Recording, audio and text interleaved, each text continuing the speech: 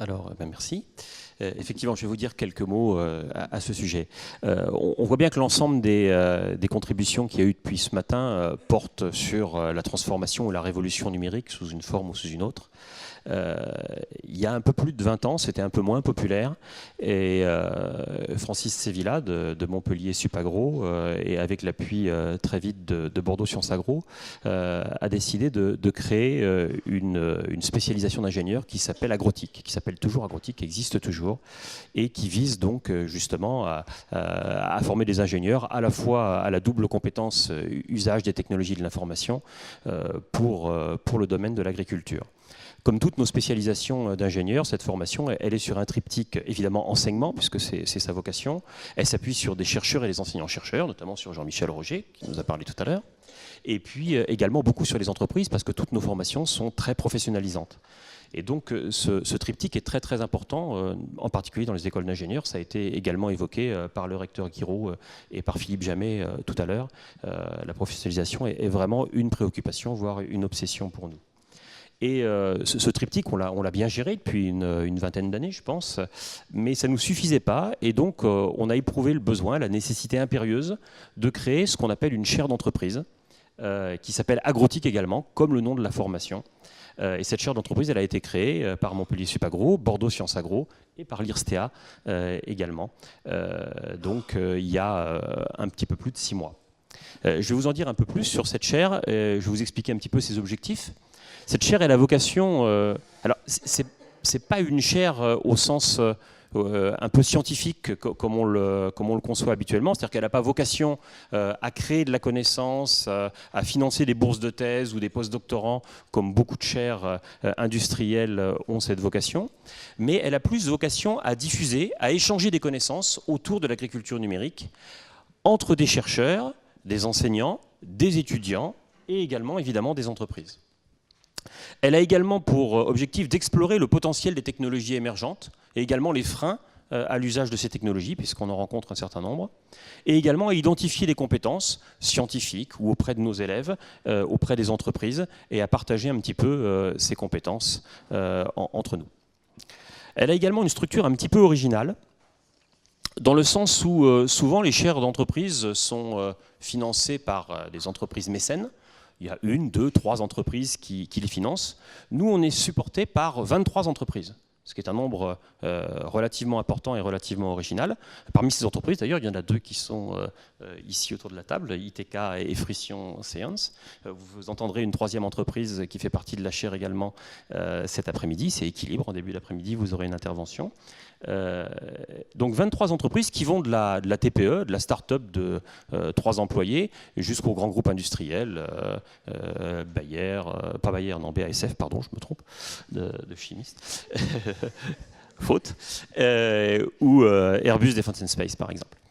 Bien, donc une variété dans sa structure, et ses partenaires, ils ont un rôle très particulier pour nous, parce que non seulement effectivement ils ont contribué à financer les opérations, mais également ils nous accompagnent tout au long de la vie de la chaire dans ces orientations et dans des échanges techniques privilégiés qu'on a avec ces partenaires pour faire des choix sur les sujets et sur les actions qu'on pilote.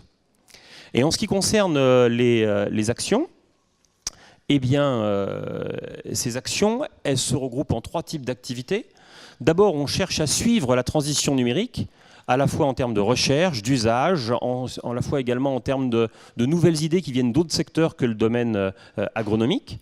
Et ça se traduit par un observatoire des usages de l'agriculture de précision, par exemple, par des états des lieux des besoins de formation, notamment en formation tout au long de la vie, et également par des séminaires qui réunissent des entreprises de toute nature, pas seulement les entreprises membres bien sûr, mais également nos étudiants et également les enseignants-chercheurs sur des sujets qui relèvent de la transition numérique pour l'agriculture.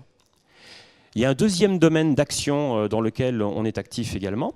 On organise par exemple pour nos étudiants et les étudiants d'autres établissements des challenges d'innovation pour l'agronomie, dans lequel les entreprises proposent des sujets et nos étudiants, associés à des étudiants d'écoles de commerce ou à des étudiants informaticiens, vont tâcher de développer des prototypes un petit peu à la manière d'un hackathon, comme c'est un peu à la mode aujourd'hui, pour essayer de proposer des solutions innovantes avec la fraîcheur d'esprit de nos étudiants et puis avec des problématiques concrètes qui sont proposées par les entreprises.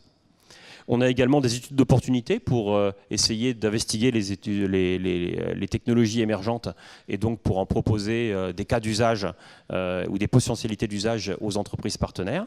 Et on fait travailler également nos étudiants sur ce domaine-là à travers des stages ou à travers d'autres activités. Et puis, on a également un troisième domaine qui relève à identifier des compétences pour nouer de nouvelles collaborations. Alors, des compétences recherche à travers une cartographie des compétences scientifiques qui peuvent exister dans les domaines d'intérêt, aussi bien en France qu'en Europe. Des bourses d'entrepreneuriat qu'on propose à des étudiants qui auraient des projets de recherche, ou également des visites de laboratoires de recherche qu'on propose donc aux entreprises. Donc, vous voyez, des actions qui sont relativement originales au sens où elles ne sont pas purement scientifiques, et à chaque fois, on essaye de faire en sorte que ces actions associent le triptyque enseignement à travers nos élèves ou nos anciens élèves, à travers également les enseignants-chercheurs et les chercheurs de notre communauté, et bien sûr à travers les entreprises membres et entreprises au-delà de ce cercle-là. Alors ces actions aujourd'hui, on les poursuit à travers d'autres outils qui ont été évoqués brièvement tout à l'heure. À Montpellier, il y a un MAS numérique qui est un territoire d'expérimentation des outils numériques qui est en train d'être créé et qui sera inauguré, je crois, au mois d'octobre, si je me souviens bien.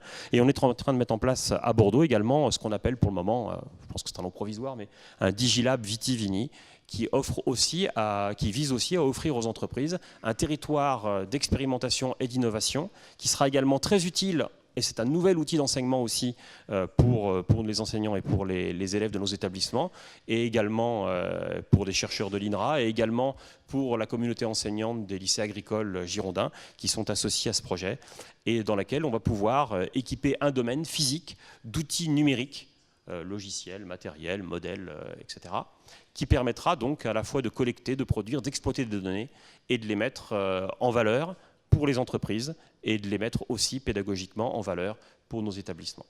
Donc voilà, je pense que ces nouveaux outils, chaires d'entreprise, MAS numérique, Digilab, ont vraiment aussi vocation pour complètement rénover et révolutionner les méthodes d'enseignement dans le domaine agronomique vis-à-vis des problématiques d'agriculture numérique ou d'agriculture de précision. Voilà ce que j'avais à vous dire. Merci Christian.